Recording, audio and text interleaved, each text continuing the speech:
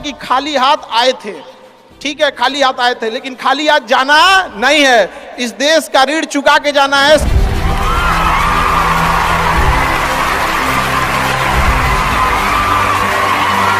हमेशा याद रखिएगा, अकल बादाम खाने से नहीं, ठोकर खाने से आती है। हमने इतिहास से यह सीखा है कि इतिहास से कोई कुछ नहीं सीखता।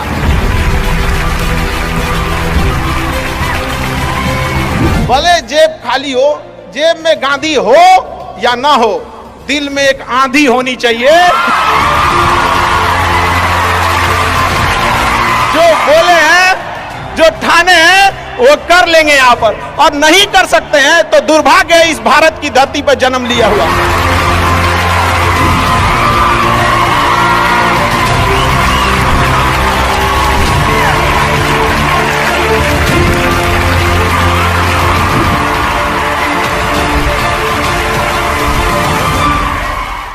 भारत में एंटरप्रेन्योर इतने बड़े संख्या में आ रहे हैं और काफी खुशी हुई इस चीज को देखकर कि भारत चेंजिंग की ओर जा रहा है अब अपने ओर। हमेशा सीखने की प्रवृत्ति रखिएगा। और आज के टाइम पे बाप रे, एक बहुत बड़ी समस्या ना कि दूसरे से प्रति जलन, जरतुआही समझते हैं हम लोग, बिहार का ठेठ भाषा है। पता नहीं आप लोग समझते हैं कि नहीं समझ। मतलब कौन कितना खुश है, मतलब उसका पड़ोसी जितना दुखी है वो उतना खुश है। ये सब चीजों से थोड़ा आज के समय में अपने आप को थोड़ा बचा के रखने की कोशिश कीजिएगा लोग, क्योंकि किसी के जलन वगैरह से नहीं होता। अक्सर देखिएगा ना, चूंकि ये एंटरप्रेन्योर है, बिजनेस का चीज है, तो एक छोटा सा देखिएगा ना, गांव में किसी के पास समोसा का दुकान चल जाता है तो उसके बगल में एक और समोसे खोल देता है। अरे बहुत सारी चीजें हो सकती हैं। आप डिसीजन आप कभी भी किसी और के मर्जी से इन्फ्लुएंस होके लीजिएगा, वो कभी डिसीजन सही नहीं होगा। डिसीजन आपका अपना होना चाहिए, आप क्या कर सकते हैं। और ये जिस दिन आप पहचान गए, उस दिन समझिए आधा काम आप अपने से कर दिए यहाँ पर। और वो सबके अंदर कुछ ना कुछ है, ऐसा नहीं है कि ऊपर वाला आपको खाली हाथ भेजा, सबके अंदर कुछ ना कुछ है। और ये लोग भले कहते हैं कि खाली हाथ आए थे, ठीक है, खाली हाथ आए थे, लेकिन खाली हाथ जाना नहीं है। इस देश का ऋण चुका के जाना है, समाज को कुछ दे के जाना है, एक अच्छे सिद्धांत, अच्छे कर्म को दे के जाना है। क्या कोई कह सकता है कि अब्दुल कलाम खाली हाथ गए थे? नहीं खाली हाथ गए थे। विवेकानंद खाली हाथ गए थे? अंबेडकर साहब खाली हाथ गए? नहीं गए। तो इस देश में हम खाली हाथ जरूर आए थे, लेकिन इस देश का कर्ज उतारना है, खाली हाथ लौटना नहीं है।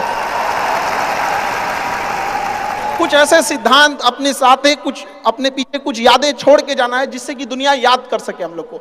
और हमेशा चीजों में ना अपनी ईमानदारी करिएगा। आप कितना ईमानदारी से काम करते हैं, कितना लगन से काम करते हैं, सफलता इसी चीज पे डिपेंड करती है। बाकी ऐसे चीजें कि भाई ये करना चाहिए, बस आप कितना समय दिए हैं किसी चीज को, कितनी ईमानदारी से किए हैं, ये मायने रखता है आपको। आप किसी चीज को समय नहीं दीजिएगा, कभी सफल नहीं हो सकते हैं। और एंटरप्रेन्योर और बिजनेस, इस सब की चीज़ों में एक चीज़ बहुत बड़ी डिलेमा होती है ना, कि सोचते बड़ी ज़्यादा हैं लोग, प्लानिंग बहुत करते हैं। 6 महीना से उसका प्लानिंग चल रहा है। अरे भाई 6 महीना में कमवा शुरू किए रहते तो कुछ एक्सपीरियंस हो गया रहता, कुछ ठोकरें लगी होती।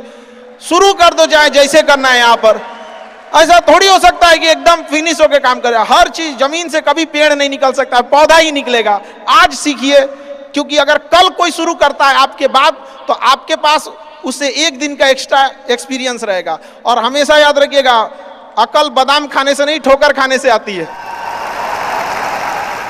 जितना ज्यादा आप ठोकर खाएंगे, उतने ज्यादा अकल आने वाली है।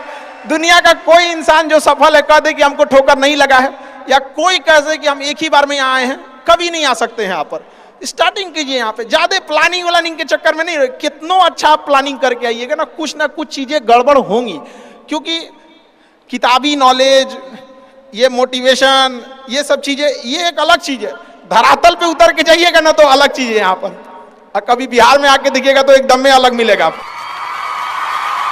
तो कितना ठोकर लगा है, ये बहुत मायने रखता है। क्योंकि ठोकर नहीं लगेगा ना, जिस पत्थर पे चोट नहीं पड़ती वो कभी मूर्त नहीं बनता है।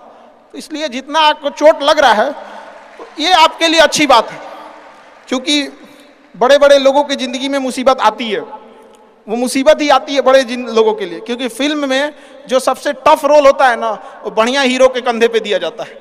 तो ये पृथ्वी पे भी ना ऊपर वाले को पता है कि ये बढ़िया हीरो है, इसको थोड़ा सा हम रोल देते हैं बढ़िया। तो बड़ी जिम्मेदारी देने से पहले ऊपर वाला भी ना आपको टेस्ट करता है, टेस्ट करके ही देखेगा कि नहीं करेगा। हम लोग छोटा सा कोई सामान खरीदते हैं तो उसको ठोक बजा के चेक करते हैं कि सह लेगा कि नहीं सह लेगा। एक छोटा सा बर्तन कोई खरीदने जाता है तो पटक के दिखाता है, देखिए मजबूत है। तो ऊपर वाला भी जब आपको बहुत बड़ा जिम्मेदारी देने वाला होता है ना, तो पहले सोचता है कि इसका थोड़ा सा टेस्ट कर ले। बहुत लोग टेस्टे में भाग जाते हैं, ए भगवान हमरा काहे लिए तुम मुसीबत लाया। यार जब ऊपर वाला तुमको खुशी दिया था तो थैंक यू कहना भूल गए थे, और जब मुसीबत दिया चेक करने के लिए तो परेशान हो गए। यहाँ पर इस चीज़ों से घबराना नहीं चाहिए किसी को। जिसके जिसके जीवन में कठिनाई आ रही है, आप समझिए कि आप एक सही रास्ते पे जा रहे हैं, क्योंकि वही रास्ता सफलता का है। और अगर आपके जीवन में कठिनाई नहीं आ रही है, आप गलत रास्ते पे हैं, क्योंकि सफलता का रास्ता बहुत कठिन होता है। और अभी डिजिटल इंडिया है, सबके हाथ में मोबाइल हो गया है।